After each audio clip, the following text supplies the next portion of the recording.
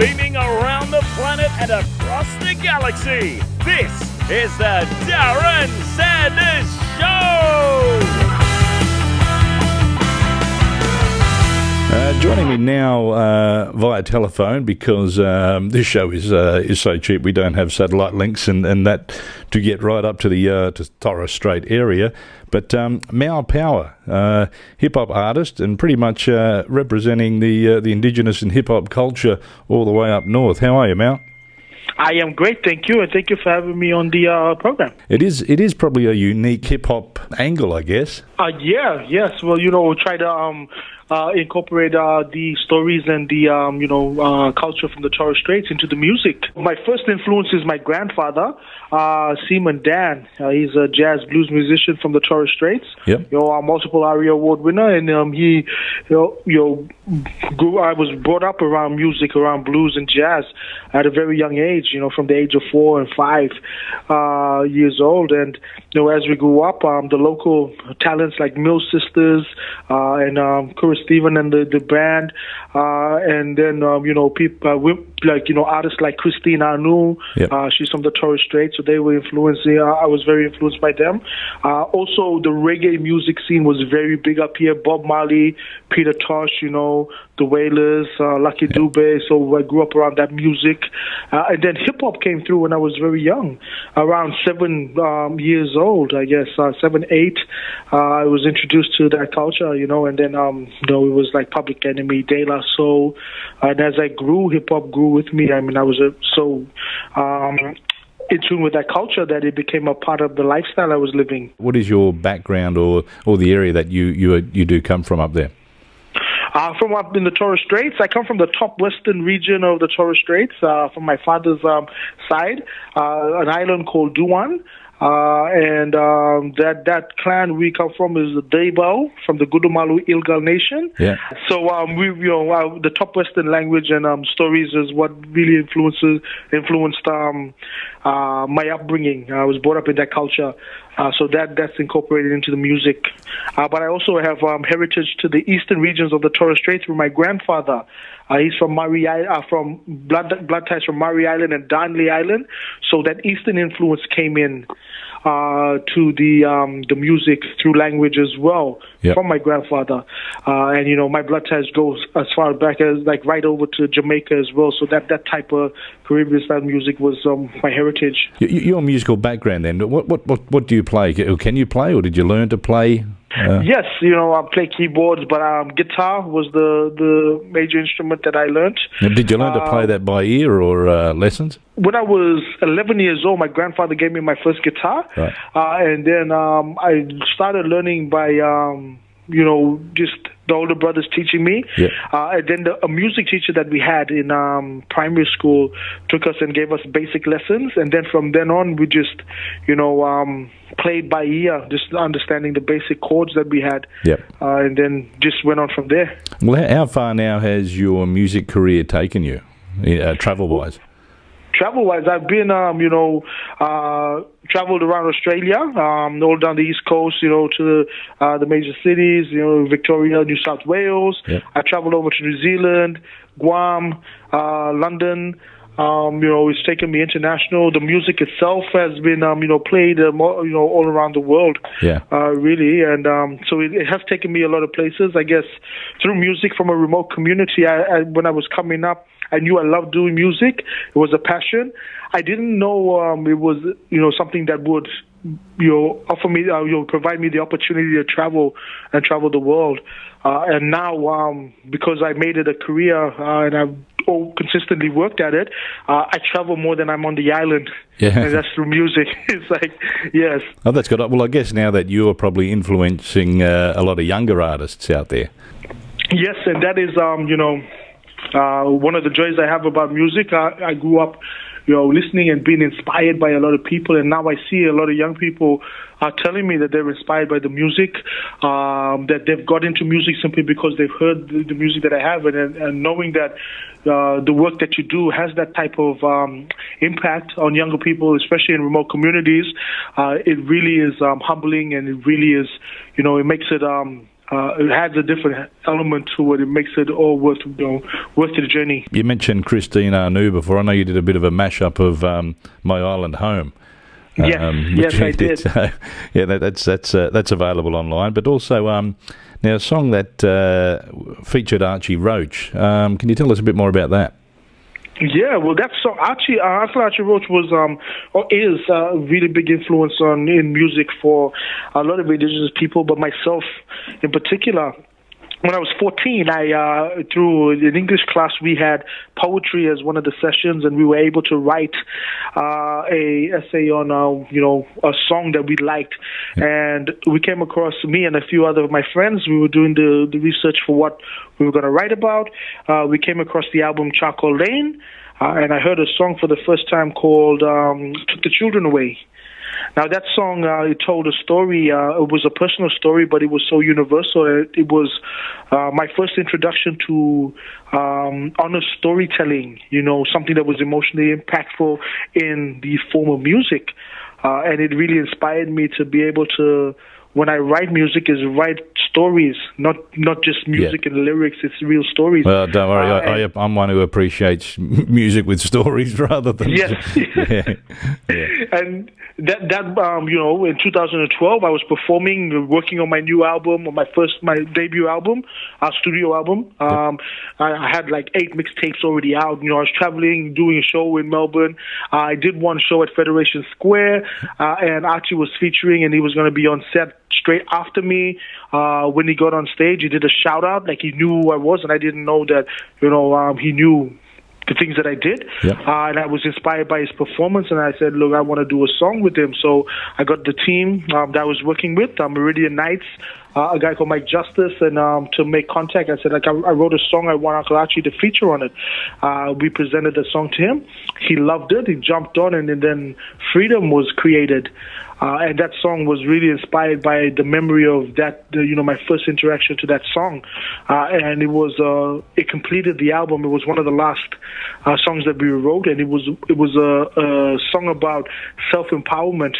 And that was the last song. Well, we put that together, and that was the second single we released. And I didn't realize how impactful it would be. And that song really solidified my power in the industry, especially in the Indigenous music industry. And it's one of those ones that really provided me the opportunity to go really travel with the music. Hey, all right, let's have a listen to it now.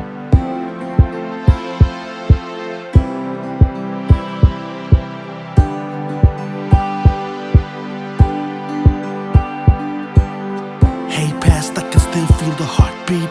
Drums echoes the pulse of these harsh streets. Turn the radios up for a king's speech. Dictions of ambition must believe. Hey, future, keep a solid vision on me. Native lingo, history is skin deep. My only sin was the color of my skin, so I must sin till pride emancipate mental slavery. And they said we would fail in time. Showed them up, we stood the test of time. I blame it on time, but regain it on time. So I claim it on time. Put soul in this image. This is music for the free spirit. Inspiration for those who really need it. Not those who listen, but those who really feel it. Songs of our time, teachers of our story. Let it be written in the maze. The survival of a culture is the reason that we made it. Yeah. Spirit ties, keepers of our story. And the show will go on. Words shall burn, unks. We came to tell the world. Come on. We have survived, written in our time, carrying our pride, raise the flags high. We have survived, keepers of our time, carrying our pride, singing out freedom,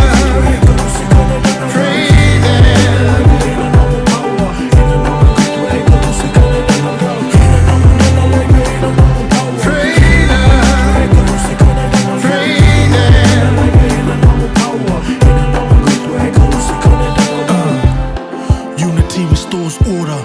Famous words from a father to a daughter. The language of a mother to a son. Rituals since time begun. circle of life is never broken. My ancestors of time have spoken. Free the slave of your mind, get open. A manuscript for a future, here's to hoping. Let it breathe just a little bit. Hey world, believe just a little bit. And if you can see in an etiquette of respect, birth to peace becomes relevant. But that concept alone is irrelevant to ambition, such tests are heaven sent. That's why we grab mics and go ridiculous and scream represent till the whole world be feeling it. Yeah. Songs of our time, teachers of our story. Let it be written in the maze. The survival of a culture is a reason that we made it. Yeah. Spirit ties, keepers of our story. And the show will go on. Words shall burn, unks. We came to tell the world. Come on. We have survived, written in our time, carrying our pride, raise your flags high.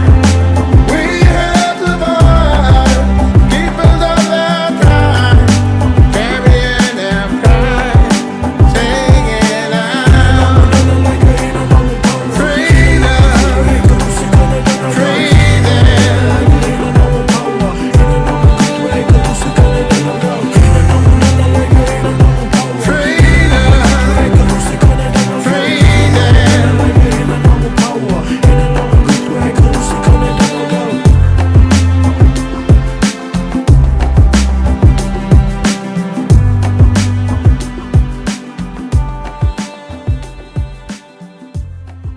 I guess a lot of history also reflects in your music that you probably your latest single to do with the 25th anniversary of the Mabo land rights decision there. How deep does some of these lyrics go when you do write things? With that song in particular, I mean, that one was once again inspired by Freedom, the song. I had the opportunity to meet and work with Gail Mabo up in the Torres Straits. And Gail Mabo is the daughter of Eddie Koiki Mabo, and she heard the song Freedom and was really emotionally touched by it and said, look, I have this song that I produced for a theater show. I want you to redo it. And she gave me what the outline of the track, the music that was Koiki at that time. And I held on it for a couple of years and worked on it to be able to tell the story. Now, approaching something like Koiki was one that was, that I really had to think about, simply because it was gonna tell a story. We needed it to tell a story that was true to the essence, true to the journey, but also pay tribute to all the the great warriors and the leaders that have advocated and dedicated their life to be able to create a world with opportunities that I am now able to do the things that I do. So we wanted to be a tribute song, acknowledging Eddie Mabo, but also acknowledging these people. We wanted it to be something that could celebrate that journey, but also remind the next generation that the responsibility is now for us to bear. So it took quite a while to sit down and think about that process. But once we laid the music down, the story really came into its own, and that was the process going through that song. So telling that story was very important, simply because these things needed to be, be a part of the song, the story, and you had to tell that in something under 4 minutes. Yeah, exactly. I mean, how do you bring 10 years into 4 minutes? Yeah. It's something that you really take some time. But I guess driven by emotion, and it was more emotionally driven, the song. So we really, I really put everything into it emotionally and what it meant for me, and try to be, subjective with that as well in the song. Yep. Now that is available actually on your website, I believe, to buy. Now your website, maopower.com. Yes. Yes, maopower.com. Yep. And there's also albums available there, and you got your own clothing line, I see too. Yes, I do. I have my own clothing line. I also have a film production company, so I do a lot of film productions as well. Okay. Yeah, but merchandise is, yes, definitely we have clothing on there. And, our clothing is based around empowerment. We call it Wild Confidence. We wear it, and it's the attire that makes you feel good. And that's what we put out there. Thanks a lot for joining us. It's been a pleasure. Thank you very much for having me on the show. No worries. Cheers, mate. When I was young, my dream was to head to America and be a big star. Sometimes it happens the other way around. Not as in me not becoming a star, but an American coming to Australia. Yeah. Comedian Bene has made that move from LA Yes. to Sydney. Why? That's the question everybody asks, isn't it? Yeah. Yeah.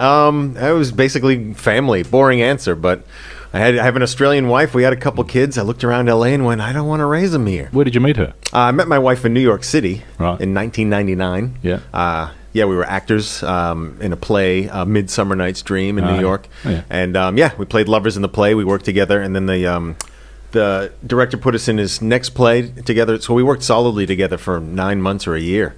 And that was it. That's the Hollywood story, isn't it? People on a production together, hooking up, and then because I had a girlfriend at the time. So when I met my wife, so it is true Hollywood story. It is true Hollywood story. And I don't remember actually saying this, but my wife said that I walked up to her and went, "Hi, I'm Al. I'm breaking up with my girlfriend on Friday." And I don't even remember if I did. Put it in the diary. Yeah. yeah. Yeah. Mark the date. Yeah. So I knew I liked her as soon as I saw her, apparently. So after meeting in New York, she followed you to LA? To LA. Because you're LA based, yeah? I grew up in Boston, actually. Okay. Yeah. So LA was just the next. We were it's going so to popular now, Boston. Boston is, so many shows based there, and Mm. and it's weird because when I grew up, it was like a sleepy little like a sleepy little city. I think it was Ben Affleck and Matt Damon that have. You're probably right. And Mark is Mark Wahlberg. Yeah, from yeah, there? yeah. 'Cause he does full, the accent a lot. Yeah, Yeah. He's full on Boston. Yeah. So that's probably it, actually. Yeah. So it's become like You don't say Boston like you're from Boston. No, I got rid of it. Yeah. It was so I don't want to insult anyone from Boston, but even growing up, when you hear locals on the news, you just go, oh God, we sound awful. So even while I was living there, I got rid of the accent. When I lived there in 92, 93 in LA. Oh yeah. Because I was going to a theatre school then over in LA, and you can't really keep the Australian accent in America. Right. I mean, you were reading parts, you're doing plays, scenes, monologues, all that. But I ended up having this sort of universal accent. Yeah. That then people always thought I was from Boston. Oh really? I think it was just car park and all that sort of you drop that your sort of R's. stuff with the Australian accent, but nobody could really pick exactly where I was from. Yeah, that's interesting. But yeah, I got mad because I got rid of my accent so successfully that I auditioned for something where I was supposed to have a Boston accent, and I tried to turn it back on, and they were like, nah. Yeah. So it really, I was like, wow, I got rid of that. The LA comedy scene then, it's I guess perceived as being something where producers and directors go and watch comics to pick them out. Again, these might be those fantasy stories where you hear the Jim Carrey stories and that. Oh yeah, right. They were discovered there, or is it just the comedy scene claim ownership of people that are actually doing the hard yards to go through that era, to go through that time and that time on stage to get to that point. Right. Well, it is that. It's the club's going, well, this is the place. You put in all the hard work. Now come to our place and get noticed. Yeah. So they do sort of claim that, but so it's both. I mean, because without it, you wouldn't get noticed. Yeah. And they do come sometimes they would do at the Laugh Factory, they would do industry showcases. Yeah. And they were the worst because it was full of industry. No real audience. So they weren't laughing. They were and that's what I found awkward about. They did that Last Comic Standing thing. That felt like that. These auditions that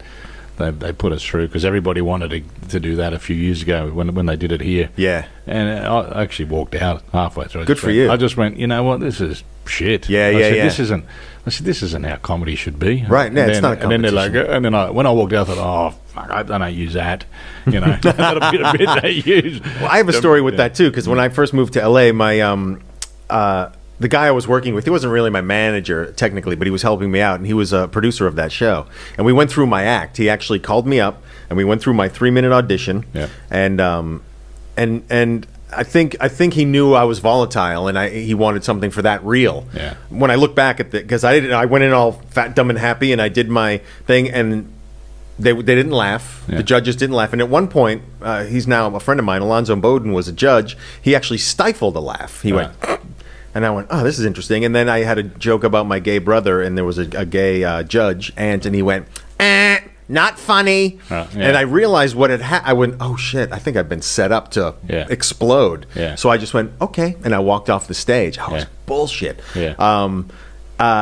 Yeah, and then later on, I don't think it's the right thing for comedy. It's not. It might be. I think it might be for music or singers and that sort of stuff. Well, yeah, because it's more. Yeah, that's more objective, isn't it? Yeah. I think. Yeah. But yeah, you're really just hanging yourself out to dry. Yeah, you know? yeah. And some people I saw do it have careers already, yet they go on the shows. Well, that's the other thing that threw me, because when it first hit, I was still living in New York, and I heard about it, and I went, well, no, I'm not a new comic. Yeah. And then when I watched it, all my contemporaries were on it, and I went, oh, these guys have all been doing it 10, 12 years. Of course, I'm dumb. They're not going to put new comedians on national television. Yeah. You moved then to Australia. To Australia in 2014, 2014, and how have you found? Is it what you expected? Yeah, it's of course the grass is always greener, and once you move someplace, you go, oh, it's just the same. Like we have crazy neighbors that are annoying as shit, and you go, all right, so it's not the it didn't save me, but the comedy scene. I like the Sydney comedy scene. It's young, and it reminds me of Boston. It's just sort of. Feels like everyone's got each other's back to a certain level, and then once it gets real, of course, you start stabbing each other in the back. I'm wondering what scene you were looking at. I'm talking about the kids though, like, because the first year I lived here, I turned down a bunch of shows because I was this LA comic, and they were, hey, come do, and I was like, nah. And then I went, wow, I'm not doing anything. So the next year, my resolution was, I'm going to do anything that pays anything. Yeah. And I emceed an open mic once for $50, and it went on for like 3 hours because they had 40 comics. I went, well, I'm not doing that again. Yeah. But that actually just helped me get out there and helped people see me. And then, and now I'm at a point where I can say yes and no. Yeah. But I just had to do everything, so people went, oh, okay, this guy's good. Yeah. Because otherwise, I was just a dick who they didn't know what I could do. You and your big smiley teeth. There was a bit of that. There was once people went, "Oh, you live here?" It was like, crap. Yeah. I'm like, well, I'm not taking your gigs. You're awful. Yeah. So.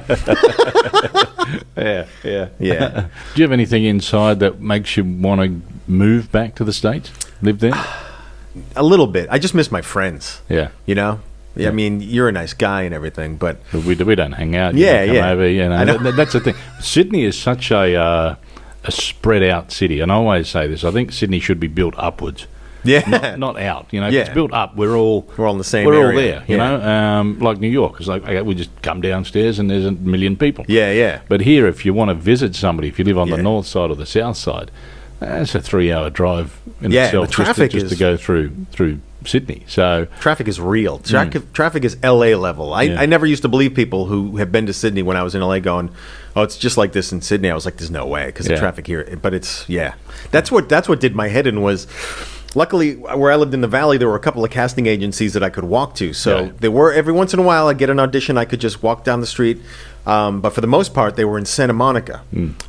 So you'd drive, you'd fight traffic an hour and a half to get there. Yeah. Sit in a room, go in, and for a commercial, you audition for a minute. They go, all right, do this. You do it, and you feel, because you're a grown man, and you're dancing around like a fool or whatever. Like, it really started And also, to get you're to looking me. at everybody else in the room going, you don't look like me. Yeah. What am I You doing do look here? like me. You don't look like me. What am I here for? Yeah, they don't even know. Yeah, So, and then you fight in traffic an hour and a half on the way back, and you're like, oh my So God. I just don't remember it being like that 25 years ago. Maybe it wasn't that bad. I think I read somewhere that there's actually more cars than people in LA now. Yeah. But America, like, I like the lifestyle in Australia. My family's here, obviously, and I like it for them. My kids, they're little Australian kids, and I never. It's so weird because I go, God, if I made a different choice, you wouldn't be talking like this. Yeah, my daughter, she watches a lot of Disney Channel, unfortunately. Oh, yeah. She picked that up when we were over there. Yeah. We had an Airbnb at Venice Beach, and all of a sudden she's looking at that going, oh. But she can do the accents. Every once in a while, my son does this weird thing where he goes, I'm Italian, and it cracks me up. What, But like Italian... like, New but he York, but he sounds like an auntie. It's weird. right. I don't know where he got it. I'm Italian. Yeah. Leonardo Del Bene. All right, Al. Then we could catch what you're up to on Facebook. On Facebook, Forget Twitter. Facebook's the place to be. It is the place. Thanks for coming by and having a Thanks chat. for having me. Coming up on the next episode of The Darren Sanders Show. We're going to get a gig for South Australian tourism after everything we've just spoken That'll about. be fine. We could do the wineries. That's easy. Cocaine Passy. Yeah. Kicked out of a trip line. Watch out, don't get slashed by razor blades on a slide. Come to Adelaide. That sounds good. The Darren Sanders Show was not recorded in front of a live studio audience. Mike Goldman speaking.